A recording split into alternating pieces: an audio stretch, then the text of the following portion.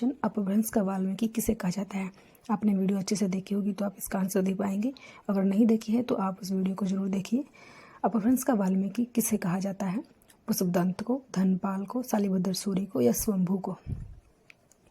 तो ये क्वेश्चन का आंसर जो है आपने बताना है, अपभ्रंश का वाल्मीकि किसे कहा जाता है। क्वेश्चन नंबर 1 हम स्टार्ट करते हैं। क्वेश्चन नंबर 1 है, वीरगाथा कालीन रासो काव्य में निम्नलिखित में से किस विषय का वर्णन नहीं है। नहीं है पूछा है हमसे, किस विषय का वर्णन नहीं है। अष्टदाताओं का अतिरंजनपूर्ण वर्णन, इतिहास और कल्पना का सम्मिश्रण, कृष्ण लीला का प्रतिपादन, युद्धों का संजीव और गत्यात्मक वर्णन। तो नहीं है बताना है, कौन सा नहीं है। क्वेश्चन नंबर 1 जो है, वीरगाथा कालीन रासो काव्य में जो है विषय कौन सा नहीं है। तो सी नहीं है, कृष्ण लीला का प्रतिपादन नहीं था, उसमें जो है ए, बी और डी था, लेकिन सी आंसर जो है वो नहीं था, कृष्ण लीला का प्रतिपादन जो है नहीं था। क्वेश्चन नंबर 2, उपदेश रसायन के रचनाकार हैं कवि विद्याधर, धनपाल, सारंगधर, जिनदत्त सूरी। उपदेश रसायन जो है डी आंसर होगा, जिनदत्त सूरी ने लिखी है। क्वेश्चन नंबर 3, बिचलदेव रासों में किस शैली का प्रयोग किया गया है। सिंगारिक, आख्यान, गेय या प्रबंध। तो सी होगा गेय शैली का। क्वेश्चन नंबर 4, बिचलदेव रासों का रचनाकार कौन है। नरपति नालाहा, Chand Bardai, Dhanpal, जयगणिक।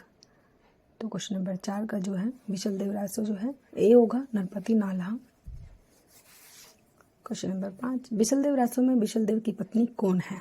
Most important question, Rajmati है, रूपमती है, नागमती है या ज्ञानमती है।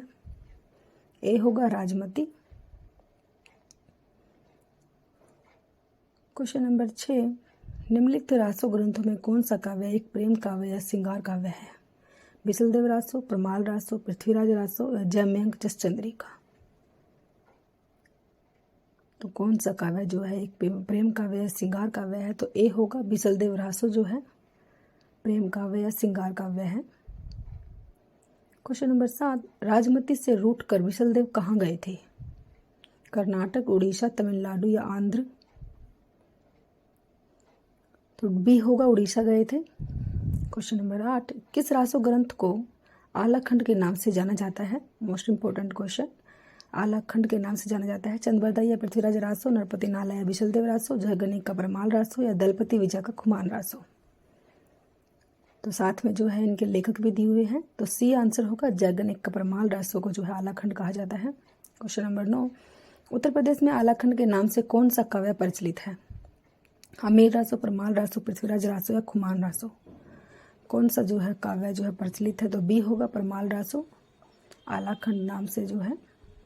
क्वेश्चन नंबर 10, आला और उधल के चरित्र को वीर गीतात्मक काव्य के रूप में रचने वाले कवि हैं। भटकेदार, जयगणिक, सिरधर या चंद्रबरदाई।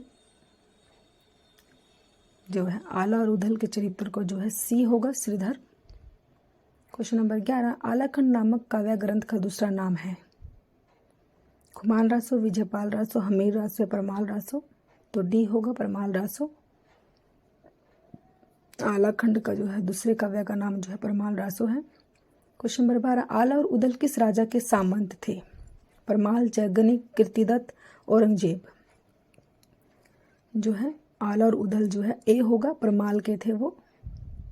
क्वेश्चन नंबर 13, 12 बरिस ले कुकर जिए सियार, बरिस 18 छत्री जिए, आगे जीवन को अधिकार। मोस्ट इंपॉर्टेंट लाइन है, पेपर में बार बार आती है। सोहर, कजली, बिरहा या आलाहा। तो ये कौन सा है, ये क्वेश्चन नंबर 13 में बताना है। ये लाइनें पेपर में बार बार पूछी जाती है, मोस्ट इंपॉर्टेंट है ये लाइनें। तो डी होगा, आल्हा है ये। क्वेश्चन नंबर 14, वीरगाथा काल के प्रसिद्ध प्रबंध काव्य का क्या नाम है। पद्मावत, पृथ्वीराज रासो, कामयानी, रामचरितमानस।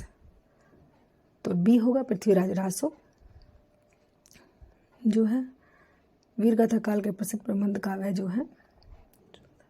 क्वेश्चन नंबर 15, हिंदी का प्रथम महाकाव्य है। प्रथम महाकाव्य कौन सा है। पृथ्वीराज रासो, बिचलदेव रासो, खुमान रासो या प्रमाल रासो। तो ए होगा, पृथ्वीराज रासो।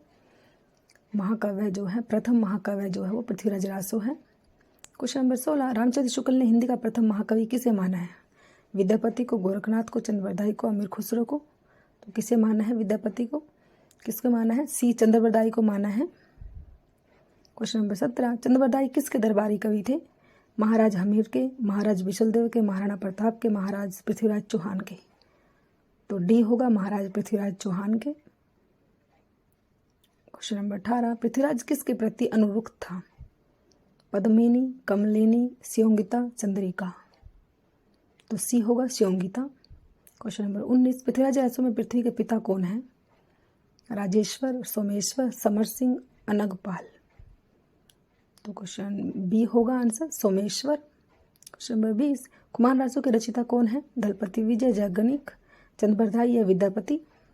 तो ए होगा दलपति विजय है। क्वेश्चन नंबर 21, आदिकालीन हिंदी काव्यधारा में उपलब्ध नहीं है? जैन साहित्य, सिद्ध साहित्य, सिख साहित्य या नाथ साहित्य। क्या उपलब्ध नहीं है? नहीं बताना है हमें क्या उपलब्ध नहीं है। तो सी होगा सिख साहित्य नहीं है।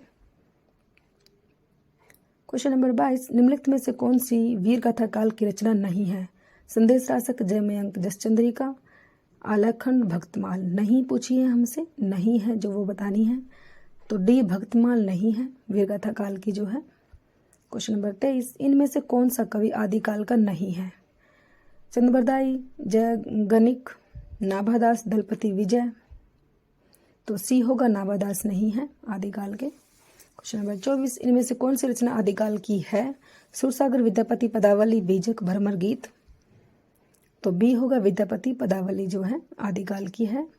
क्वेश्चन नंबर 25, आदिकालीन साहित्य का प्रमुख रस है? शांत, हास्य, करुण या वीर। तो डी होगा वीर रस है। क्वेश्चन नंबर 26, विद्यापति के ने कुल कितने ग्रंथों की रचना की है? 10, 12, 16 या 14। तो डी होगा 14 ग्रंथों की। क्वेश्चन नंबर 27, विद्यापति के पद किस भाषा में रचित है? पहाड़ी, मैथिली, अवधी या पिंगल। तो कौन सी भाषा में है? तो बी होगा मैथिली। क्वेश्चन नंबर 28, दान वाक्यावली के रचनाकार हैं? विद्यापति, भूषण, जयदेव, पद्माकर। दान वाक्यावली जो है बी होगा भूषण। क्वेश्चन नंबर 29, विद्यापति इनमें से किस रचना के आधार पर मैथिल कोकिल कहलाई? पदावली, कृति पताका, कृति लता, उपयुक्त सभी जो है। तो ए होगा पदावली की वजह से जो है कहलाए। क्वेश्चन नंबर 30, विद्यापति को कृष्ण भक्तों की परंपरा में न समझना चाहिए, यह इनमें से किसका कथन है? हजारी प्रसाद द्विवेदी, रामचंद्र शुक्ल, रामकर वर्मा, बच्चन सिंह। तो बी होगा Ramchandra Shukla. Thanks for watching.